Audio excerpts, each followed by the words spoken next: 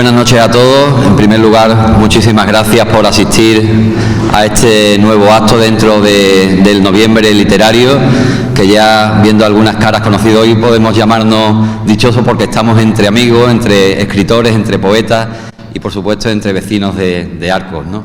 Recordar el Noviembre Literario de antaño con Juan de Dios aquí presente sería fácil, ¿no? Porque él nos podría contar los años que corporaciones municipales anteriores a esta han hecho por la cultura y, por supuesto, por el Noviembre Literario, ¿no? Todos los alcaldes que han pasado por estas corporaciones anteriores han puesto sus semillas y ha dado su fruto en este Noviembre Literario, que es uno de los actos más importantes en la agenda cultural del año en la Delegación de Cultura y, por supuesto, en el Ayuntamiento de Arcos. Hoy queríamos hacer un homenaje a Juan de Dios Ruiz Copete. Agradezco también a Laureano, a su familia que está aquí presente en este acto. Y hace unas semanas, un mes aproximadamente, hablamos con Juan de Dios, le comentamos la idea que teníamos en la delegación y él es verdad que agradeció muchísimo que su pueblo, que Arcos, como hijo adoptivo que es, tuviera este detalle, este recuerdo con él y por supuesto agradecerlo también, hacerlo extensivo a vosotros, que a él le hubiera encantado estar aquí acompañándonos esta noche, pero que es complicado por la edad que tiene y también desplazarse de Sevilla. En fin, ya podéis imaginar también que no es fácil. Hoy nos acompaña Juan Lamillar, que es profesor, escritor, poeta de Sevilla, conocido aquí también en Arcos entre los poetas y escritores que hoy nos acompañáis, y por supuesto también nuestro querido Pedro Sevilla, que ya, como quien dice, forma parte también del equipo de la Delegación de Cultura. No voy a hablar de Juan Lamillar, yo creo que Pedro nos va a hacer una radiografía perfecta y exhaustiva del profesor.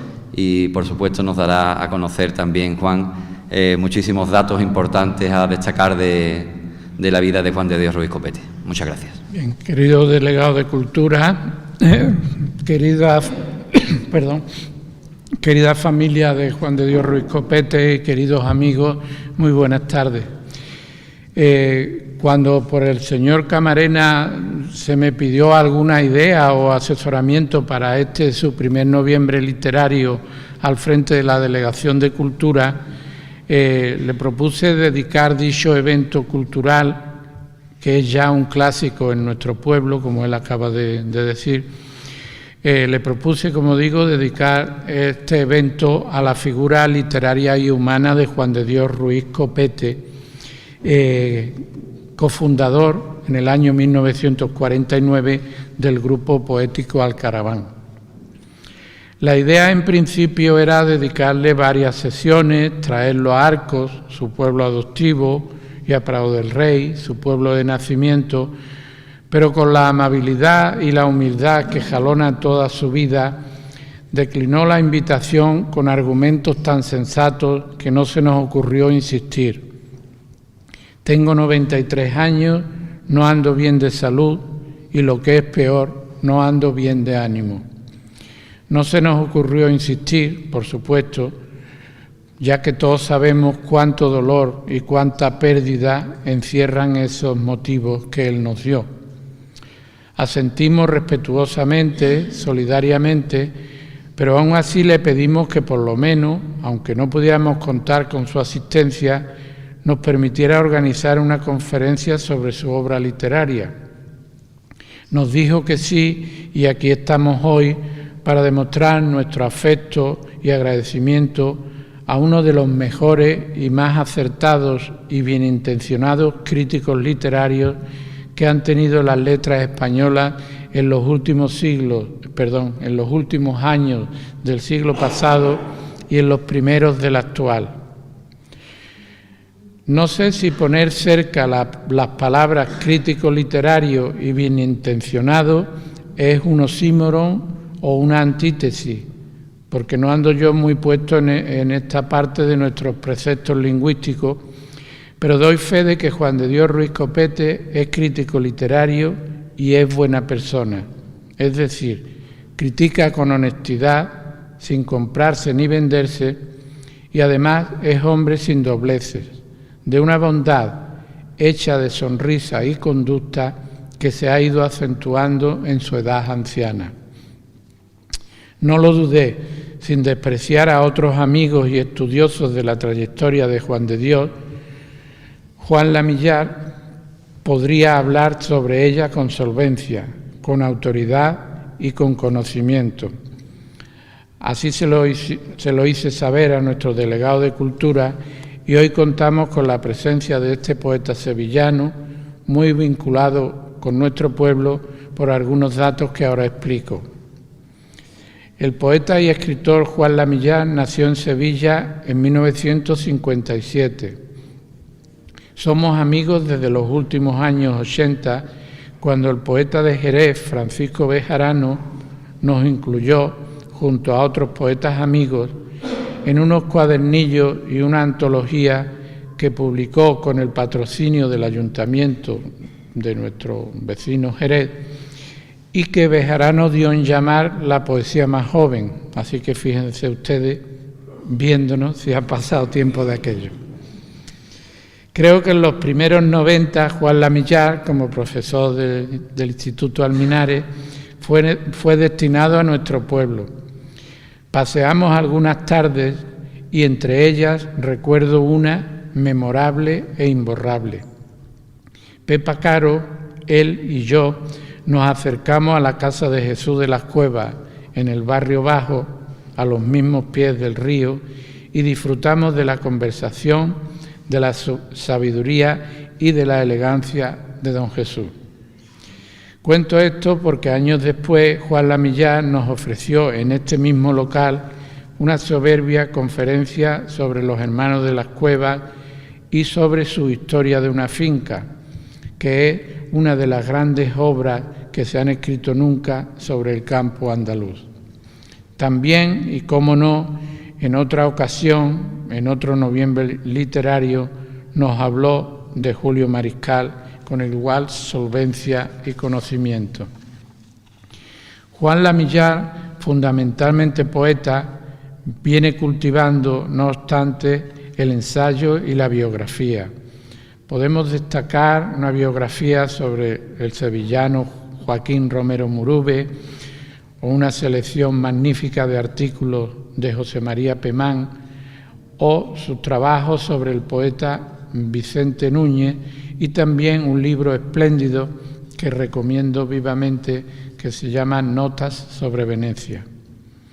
En poesía comenzó en 1982 con Muro contra la muerte y su poesía que ha venido ininterrumpidamente llegando a nosotros hasta hace muy poquito tiempo, entre otros galardones, cuenta con el premio Luis Cernuda, pero esto, como digo siempre que presento a algún poeta, son datos que se pueden encontrar en Internet. Lo que a mí me interesa siempre y me interesa esta tarde es hacer contar la alegría por tener en Arco a este poeta amigo, un poeta culto, un poeta de culto que nos honra con su amistad y con su conocimiento. Les dejo con él para que nos hable de Juan de Dios Ruiz Copete, del crítico literario Juan de Dios Ruiz Copete, que siendo casi un adolescente fundó con un grupo de amigos, que luego fueron grandes poetas, el grupo Alcaraván. Juan de Dios abandonó la poesía, abandonó también la narrativa para centrarse en la crítica literaria, que contra lo que puede parecer no es un ejercicio parasitario ni un aprovechamiento de la obra ajena, sino que es obra genuina y propia. Es decir, hacer crítica literaria, escribir sobre lo que otros escriben, es hacer literatura propia. Pero todo esto seguro que nos lo va a explicar mejor nuestro poeta y amigo invitado esta noche. Muchas gracias.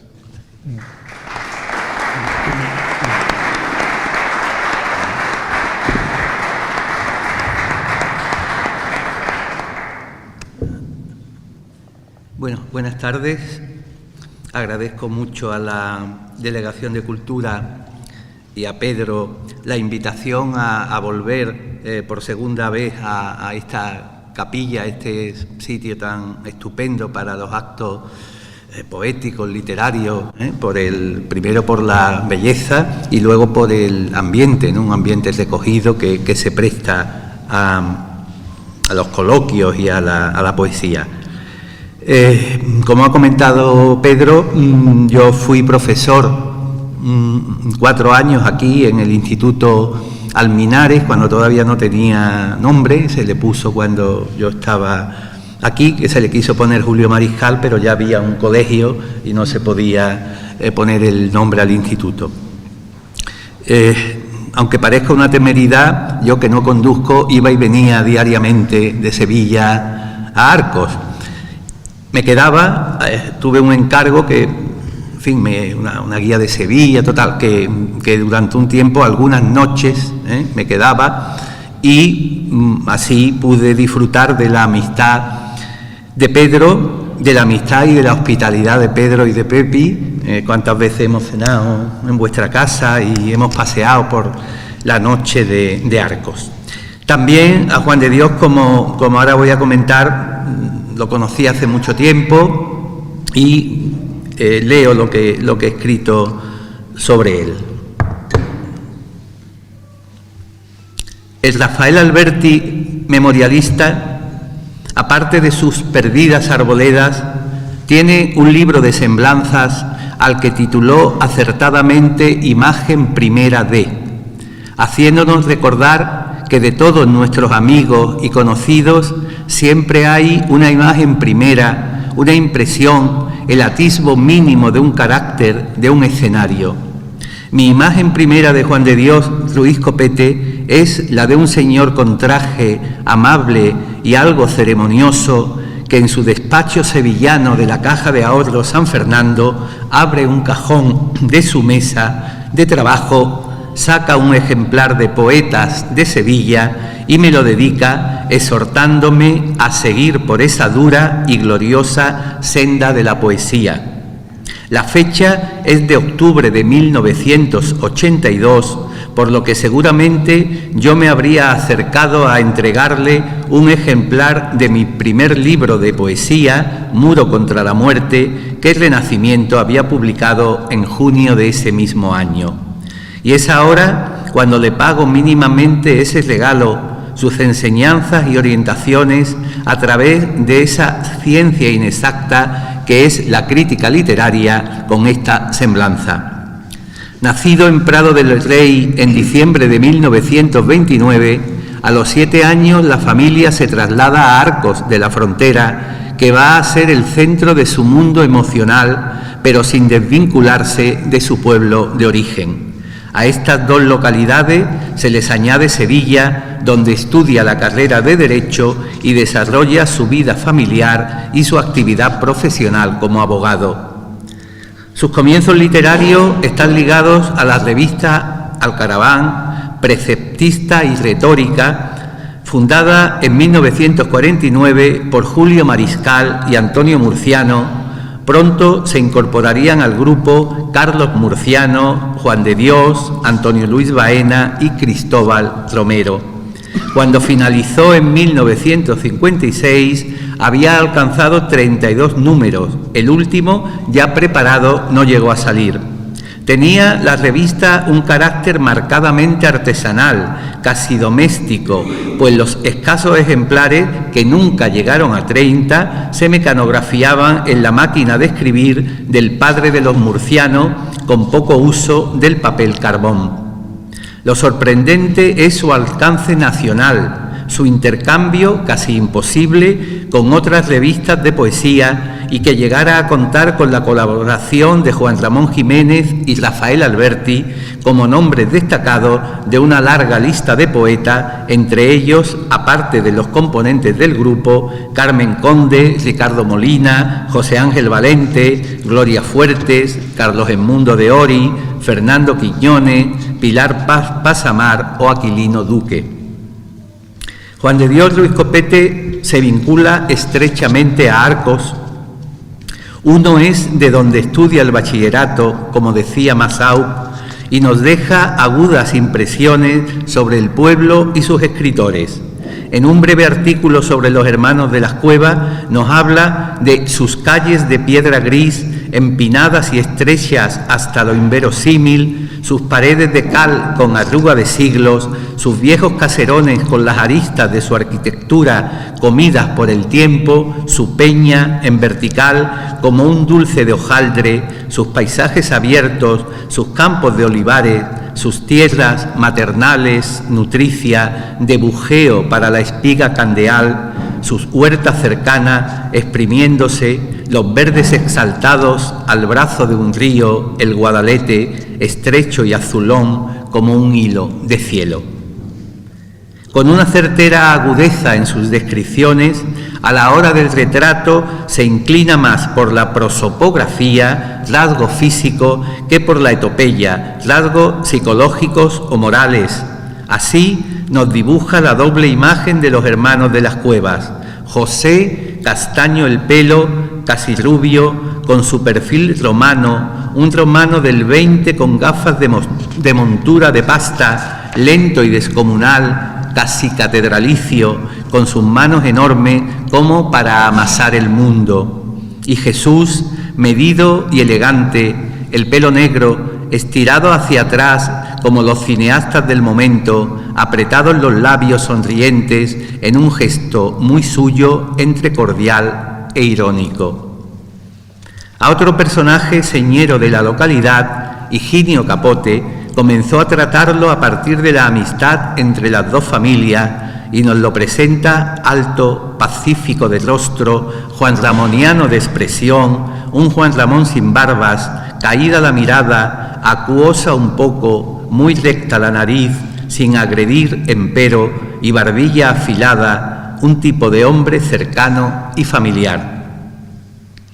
En sus años de estudiante comenzó Juan de Dios a acudir las tardes de los sábados a una clase de griego que fue convirtiéndose en conversaciones en las que se mostraba la sabiduría de don Higinio y su cultura europea.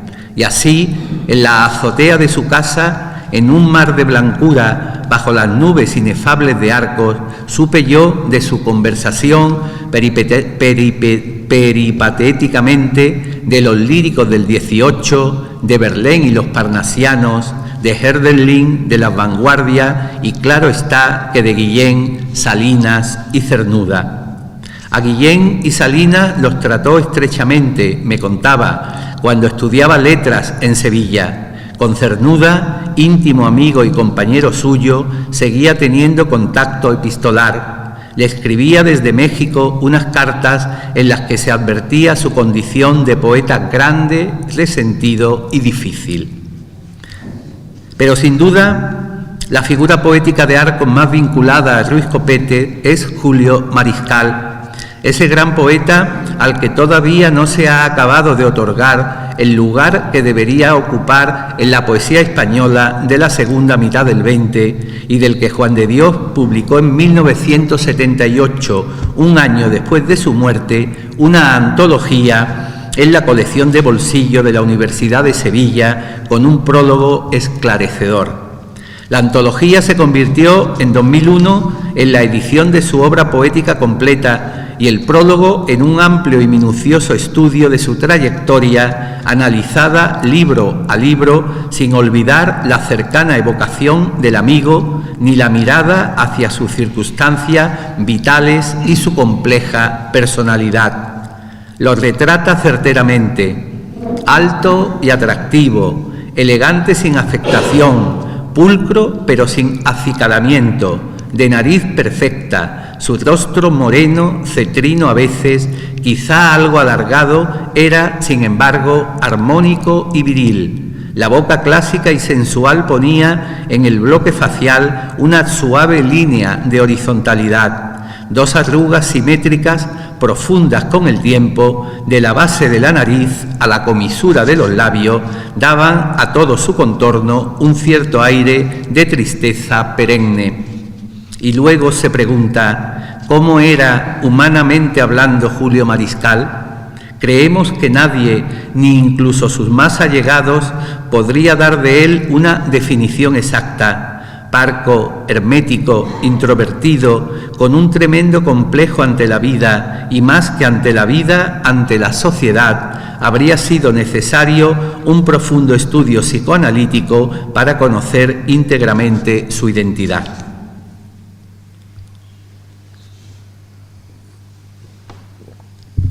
Juan de Dios se dio a conocer temprana y brevemente como creador antes de dedicarse a la crítica literaria. Aparte de sus poemas publicados en diversas revistas, su primer libro pertenece al campo de la narrativa, La vida y otros cuentos, publicado en Madrid en 1970, que reúne con unidad de clima y de intención, como afirma Carlos Murciano en el sucinto prólogo, 7 relatos en torno a la dura realidad del ambiente y los personajes de un pueblo del sur. Pero muy pronto comienza su dedicación a la crítica literaria, que va a desarrollar durante 50 años, colaborando en Poesía Hispánica, La Estafeta Literaria, Ínsula, Cuadernos Hispanoamericanos, entre otras revistas, pero sobre todo en el diario ABC de Sevilla desde 1978.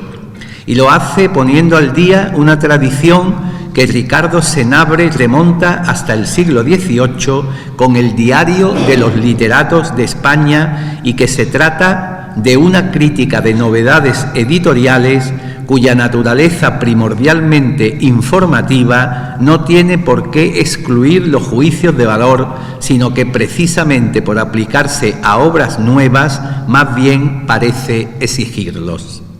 Un buen crítico, evidentemente, debe ser un buen lector y transmitir luego sus conocimientos y sus valoraciones con una prosa cuidada y efectiva. Dedicado al estudio de la poesía y sobre todo de la narrativa, un claro ejemplo de su amplitud de intereses lo tenemos en la lista de obras comentadas en La palabra en el tiempo, obra de 1980, subtitulada Apuntes de un lector, una amplísima relación en la que señalo casi al azar La otra gente de Álvaro Cunqueiro, Las cosas del campo de José Antonio Muñoz Roja, 2 días de septiembre de José Manuel Caballero Bonal, El San Benito de José Jiménez Lozano, El hazaña de Carlos Rojas, Años de penitencia de Carlos Barral, Mortal y Rosa y las ninfas de Francisco Umbral, El mono azul de Aquilino Duque o Los dominios del lobo, la primera novela de Javier Marías.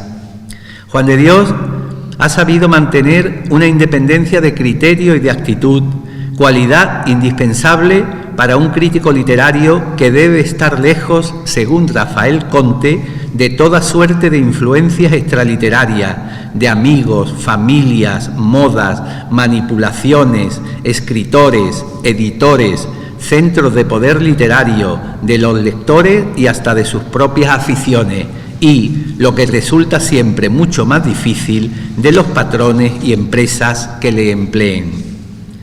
Esta independencia se ha hecho presente en la rectitud con la que ha dejado una colaboración de años en un periódico importante cuando han querido imponerle los libros para comentar, o con la que ha dimitido como jurado de un premio prestigioso al advertir y denunciar que estaba ya concedido antes de las deliberaciones.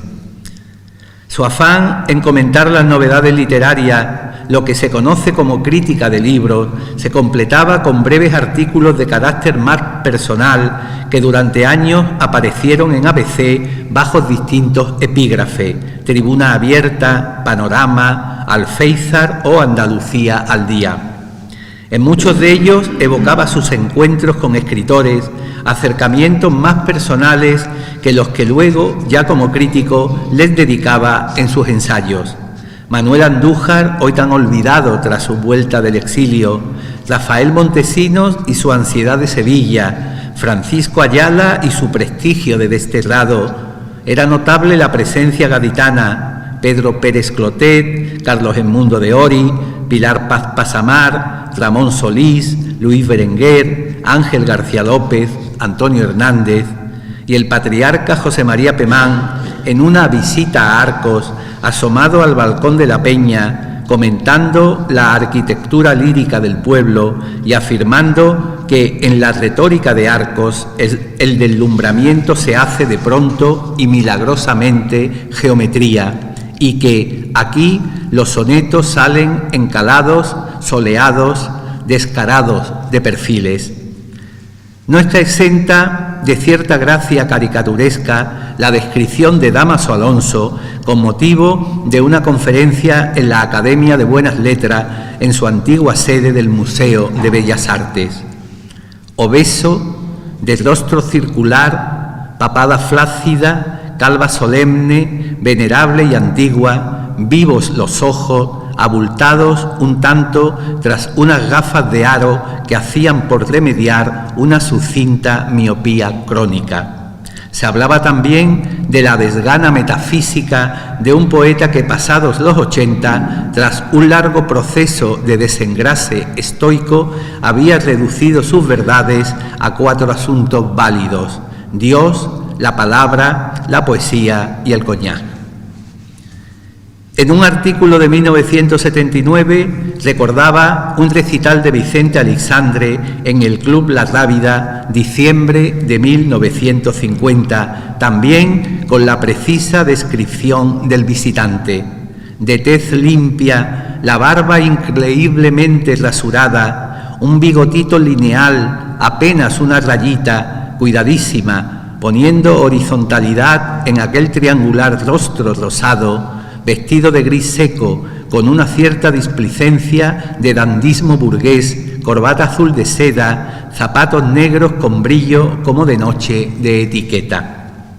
Y en otro artículo, fechado en 1987, Mujeres en la brecha, se alegraba de la irrupción de escritoras valiosas en un cosmos machista, de secular patriarcado aburridísimo, y consideraba de justicia que para una equilibrada ecología literaria la mujer consiguiera su equitativa cuota de responsabilidad y de protagonismo.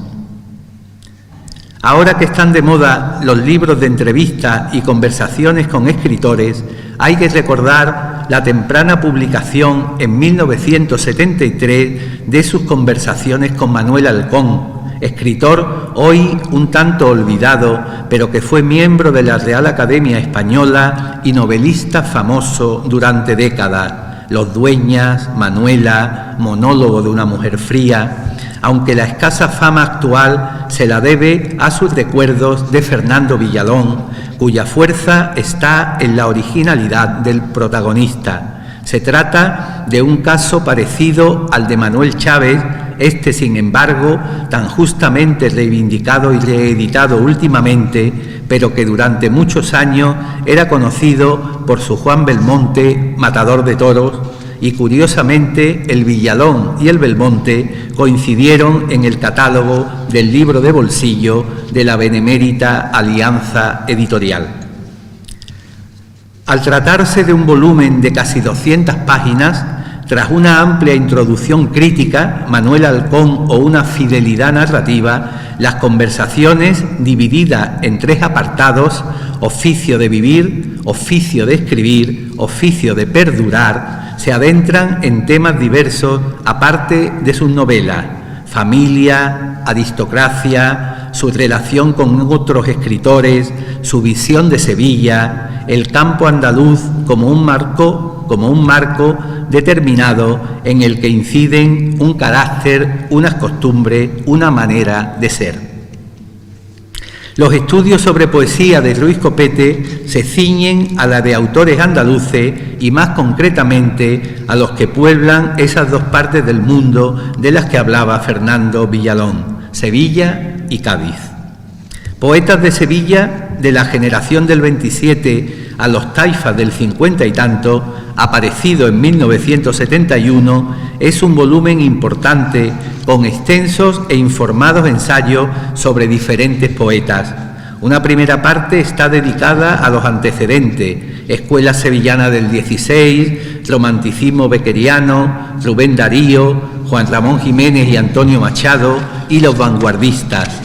En la segunda se estudia a los poetas del 27, sin olvidar la facción hispalense de la revista Mediodía, y la tercera trata de una actualidad ya de 50 años en la que se revisan las trayectorias de los poetas del 50 y tanto, con el antecedente de Rafael Montesino y el epílogo de Joaquín Caro Romero. En 1978 publica un estudio más enjundioso sobre la nueva poesía sevillana, A la orilla del sol, acompañado de una antología de cada uno de los 6 poetas seleccionados. Aparte de un estudio general del panorama, cada uno de ellos cuenta con un análisis pormenorizado que ya adelantan los epígrafes: Alberto García Ulecia o la actitud evocacional y el intimismo, Pedro Rodríguez Pacheco o el sentimiento amoroso y la nostalgia, José Luis Núñez o el humanismo social y el esplendor, Andrés Mirón o el pasado elegíaco y la melancolía, José Antonio Moreno Jurado o la esencialidad del hombre y el pesimismo dolorido, y Joaquín Márquez o el tiempo sosegado y la armonía. La trilogía sevillana se completa en 1983 con un panorama poético de Sevilla, de las brumas del medievo a las postrimerías del 20, un texto breve que es un resumen y una presentación de los nuevos nombres. La de Cádiz mereció un temprano ensayo, Nueva Poesía Gaditana, en 1973. Dejando aparte sus notas sobre novelistas españoles y algún hispanoamericano, recogidas en La palabra en el tiempo, los estudios sobre narrativa de Ruiz Copete se han centrado en los autores andaluces.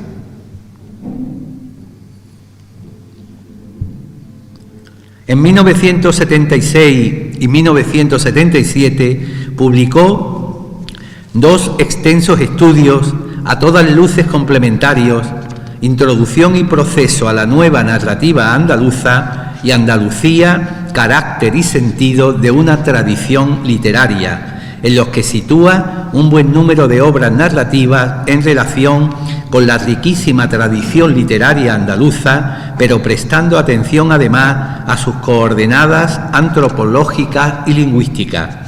Estudio sustentado por una amplísima bibliografía y un conjunto de citas y de notas al pie que indica un trabajo de acopio y lectura de materiales.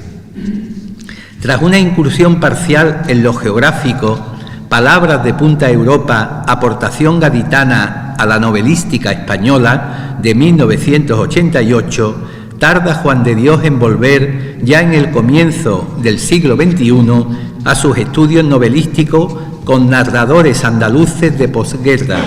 Historia de una década, 1939-1949, uno de cuyos méritos es el descubrimiento de autores poco conocidos y otros que merecen una mayor valoración. Consciente de que son distintos entre sí y en calidad y en dimensión narrativa, Ruiz Copete los reúne en estas páginas porque forman parte de una misma tradición cultural. Manuel Andújar, autor jiennense que tuvo cierto predicamento cuando volvió del exilio, encabeza una nómina de escritores cuyas cenizas literarias uno ha tratado de exhumar, entre los que figuran Juan José Mira, nacido en un pueblo de Jaén, José Fernández Castro y Juan Antonio Espinosa, ambos granadinos. Se ocupa también de otros más relevantes, como la gaditana Mercedes Fórmica y el antequerano José Antonio Muñoz Rojas, un prosista de excepción. En la convicción de que no se puede olvidar que la generación del 27, aunque estudiada generalmente como un grupo poético, agrupa también a diversos narradores, entre los que no faltan algunos de sus poetas centrales, Ruiz Copete emprende un completo estudio en la otra generación del 27, los narradores, aparecido en Málaga en 2002. Después de estudiar los que denomina Grupo de la Revista de Occidente y Grupo de la Gaceta Literaria, estudia individualmente a narradores como Halcón, Ayala, Salazar Chapela o José María Subirón, Estudia además la faceta narrativa de poetas del 27 como Lorca, Alberti y Cernuda, y también a los autores de la revista Mediodía como Joaquín Romero Murube o Rafael Porlán, y de la malagueña Litoral con José María Hinojosa y Manuel Altolaguirre. Un panorama, pues, completo y complementario de una generación a la que se asocia casi exclusivamente con la poesía. Hasta ahora, su última obra ensayística, Fórmula Sur, casi una teoría y dos asedios críticos, Alfonso Grosso y José Manuel Caballero Bonal, es un ensayo extenso y, como ya es habitual en su forma de investigar, minucioso en sus datos y personal en sus análisis de personalidades y obras. Tras unas consideraciones previas sobre un contexto geohistórico y unas páginas dedicadas a la tradición cultural andaluza, un capítulo se dedica a estudiar la coetaneidad, las concomitancias y disimilitudes de dos novelistas paradigmáticos, el sevillano Alfonso Grosso, del realismo crítico a la mística del lenguaje, y el jerezano José Manuel Caballero Bonal, o la memoria como experiencia vital de su narrativa. El análisis detenido de cada una de sus obras narrativas, además de circunstancias vitales y literarias, sin olvidar algunos episodios relacionados con premios literarios de prestigio, se complementa con una amplia bibliografía sobre cada uno de los dos autores. El eje vertebral del estudio aglutina estas dos vidas en muchos aspectos plutarquianamente paralelas, volumen pues imprescindible para acercarse a estos dos narradores y una invitación a la lectura de sus obras. Aparte de pertenecer a la Academia Hispanoamericana de Cádiz, en 1975, solo 4 años después de la publicación de su primera obra, Juan de Dios fue elegido académico de número de la Real Academia Sevillana de Buenas Letras, y en su ingreso leyó un discurso sobre Andalucía y la nueva novela. Me comentaba en una ocasión que cuando estudiaba Derecho se hospedaba en el mismo edificio que ahora lo acogía y que era entonces la Pensión Don Marcos. La Casa de los Pinelos, hermosa y amplia mansión del siglo XVI, fue rescatada de su función hotelera por el Corte Inglés, que la compró y la cedió a la ciudad para compensar el derribo de los palacios de la Plaza del Duque, donde desde 1969 funcionan sus grandes almacenes. El ayuntamiento cedió el edificio para la sede de las distintas academias hispalenses, Buenas Letras, Bellas Artes y Medicina. Como una curiosidad académica, me comentaba Juan de Dios que cuando él ingresó no había ninguna mujer y eran miembros de la corporación 8 curas, que parece ser no han dejado mucha huella en la institución. Actualmente no hay ningún sacerdote, pero sí cada vez más mujeres en el campo de la investigación, de la historia y de la literatura. En 2015 se le nombra académico preeminente y con tal motivo Ismael Yebra Sotillo, académico también, dermatólogo, médico humanista y gran amigo de ambos, fallecido tempranamente hace 2 años, le dedicó en el boletín de la Academia Minerva Bética una semblanza cercana y emotiva en la que subrayaba su dignidad y su coherencia. Como a tantos pacientes que después se convertían en amigos, a Juan de Dios lo conoció en la consulta cuando ya había leído las conversaciones con Manuel Halcón y Proceso a la nueva narrativa andaluza. En esos libros, dice Ismael, empecé a conocer a Juan de Dios y ello me ayudó a descubrir la obra de Manuel Halcón. En aquellos años, finales de los 60 e inicios de los 70, estaba en boga la denominada nueva narrativa andaluza. También se usaba de vez en cuando la horrible palabra narraluces para designar a los novelistas de nuestra región que parecían haber surgido como las margaritas en primavera. pero nuestro encuentro, digamos en persona, tendría lugar 30 años más tarde. Era ya por el 2001 cuando una mañana apareció por mi consulta de Marqués de Parada, acompañado de su mujer. Finalizados los trámites médicos, Ismael le dijo: «Le doy las gracias por sus obras sobre Halcón y la narrativa andaluza. Me han hecho saber discernir entre la novela de consumo y la auténtica novela de calidad literaria. Creo que le debo a usted el ser algo mejor como lector». Las charlas en la consulta dieron paso a la amistad. Comenzamos después a quedar fuera de la consulta, a cenar con nuestras mujeres, a tomar café con Paco Mena Cantero, con Antonio Luis Baena, con Juan Lamillar. No tengo reparos en decirlo, con el trato más cercano y frecuente, Juan de Dios ha llegado a ser como un hermano mayor, no quiero decir padre para no hacerle más mayor de lo que es. Una persona en la que he encontrado un modelo a seguir, una forma ética y estética de ver la vida y una forma coherente de vivirla. La semblanza acaba afectuosamente. La edad le ha aportado sabiduría a Juan de Dios, más bien le ha aumentado la sabiduría, pero el candor de corazón, como el padre Brown de Chesterton, nunca lo ha perdido. Sigue siendo un dechado de bonomía y un hombre bueno. A las personas así mi padre las llamaba hombres de orden. Es un término ya en desuso, pero qué bellas palabras para definir a una persona, hombre de orden.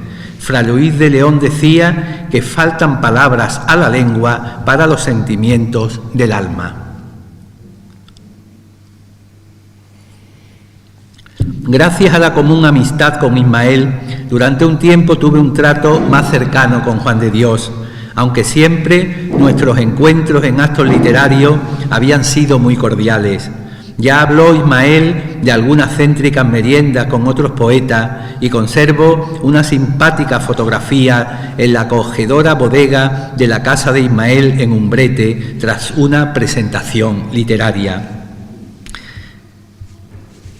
Aunque no hace falta pretexto alguno, con motivo de esta charla he visitado a Juan de Dios a finales de octubre.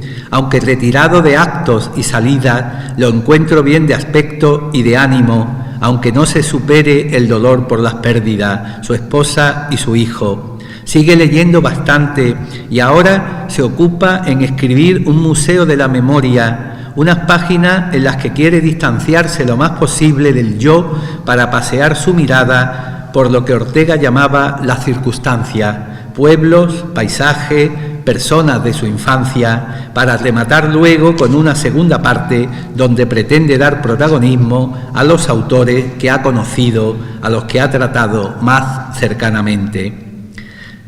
La misma mano que hace 40 años abrió un cajón de su mesa para entregarme uno de sus primeros libros, busca ahora en los anaqueles, abre otro cajón para regalarme algunos de los últimos que me faltaban y sin los que este repaso quedaría incompleto. Siguen 2 horas de charla en las que percibo la gran memoria que conserva, nombre, fecha, títulos, anécdotas. Hablamos de algunos amigos comunes, recordamos a Ismael, y salen en la conversación su infancia en Arcos, los veranos en Prado del Rey, la revista Alcaraván, Julio Mariscal, Higinio Capote y otros escritores más actuales.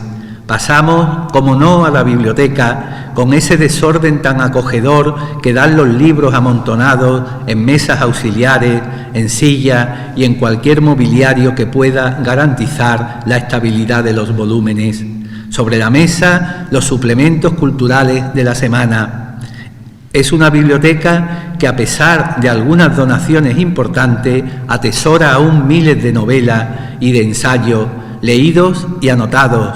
Una biblioteca, pues, viva en el amor a la literatura. Un amor que lo lleva a poner al frente de Fórmula Sur esta cita de Gerard Genet: la crítica no puede llamarse plenamente crítica si no entra también en el vértigo cautivante de la literatura.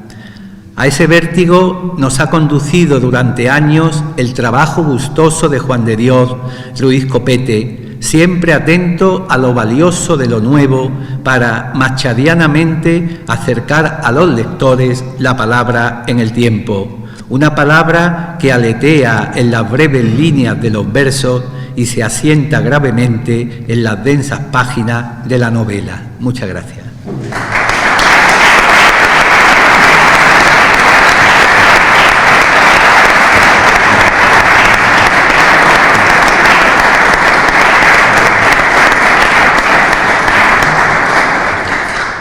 Bueno, si hay alguna persona que quiera comentar algo, que tenga alguna inquietud, alguna pregunta, pues nuestro invitado estará encantado, por supuesto, de atenderle.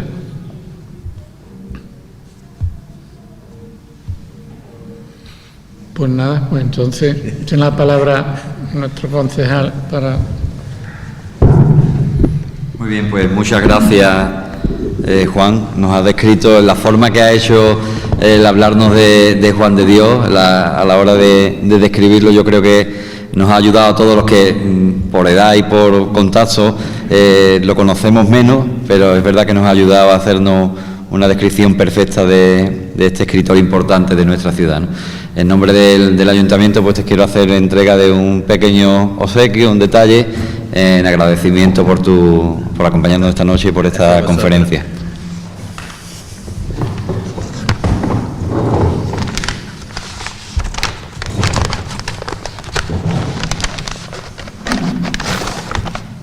Estos son el padre libro de Don Víctor, de Víctor Marín, de Arcos Nevados. Y este es el del puente de San Miguel también, que yo creo que te gusta. Gracias. Está muy bien. Y esto para dejar con que tienes un recuerdo amplio de él, pero así te lo llevas a casa.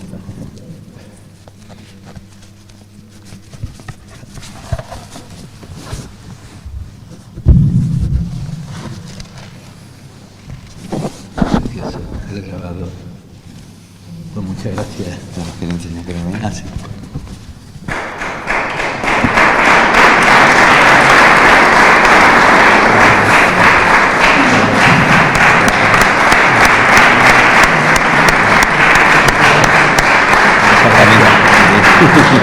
Gracias.